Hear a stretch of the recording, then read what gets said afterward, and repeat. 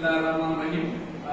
उस्ताद मोहम्मद ज़करिया बड़ो सदर primary teacher association तालुकारोड़ी district Sukkur मां पंहिंजे अॼु पंहिंजे हैदराबाद में मरकज़ी इलेक्शन कमेटी में पंहिंजे मरकज़ी इलेक्शन चेयरमैन गाज़ी ख़ान जमाली और पंहिंजे तालुके जूं वोटर लिस्टूं पंहिंजे उस्तादनि जूं जमा करायूं आहिनि ऐं मां इंतिहाई मुतमइन आहियां छोकी ही तंज़ीम ही आहे ऐं साईं गाज़ी ख़ान जमाली तंज़ीम जो मरकज़ी चेयरमैन आहे इलेक्शन कमेटीअ जो ऐं असांखे हिकिड़ो बहितरीन माहौल मिलियो आहे।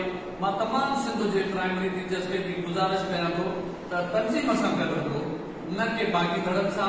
ॿिया बाक़ी धड़ा जेके तंज़ीम जे लाइ बाहिस कैंसर उहे तंज़ीम खे हलणु कोन ॾींदा ऐं तंज़ीम ही आहे ऐं असांजा जेके कोई पार्टी बि अवां ॾिठो ॿ दफ़ा इलेक्शन में असांजे दोस्तनि खटियो उन खां पोइ बि उन बाक़ी धड़े असांजे तंज़ीम खे न मञियो। इते ई तव्हां सम्झो जेको उस्ताद जे फ़ैसिले जी इज़त नथो करे उहो तंज़ीम जी कहिड़ी इज़त कंदो। मां सॼे सिंध जे उहिदेदारनि खे उस्तादनि खे इहा गुज़ारिश कयां थो त असांजी तंज़ीम ही आहे। असांजे हिन पेटे लफ़्ज़ जो मरकज़ी चेयरमैन गाज़ी ख़ान जमाली साहिबु आहे असांखे तंज़ीम सां ई हलणो आहे ऐं अवां बि तंज़ीम सां ई हलूं। वॾी महिरबानी। उस्ताद मोहम्मद ज़करिया बड़ो सदर पेटे लफ़्ज़ तालुकारोड़ी।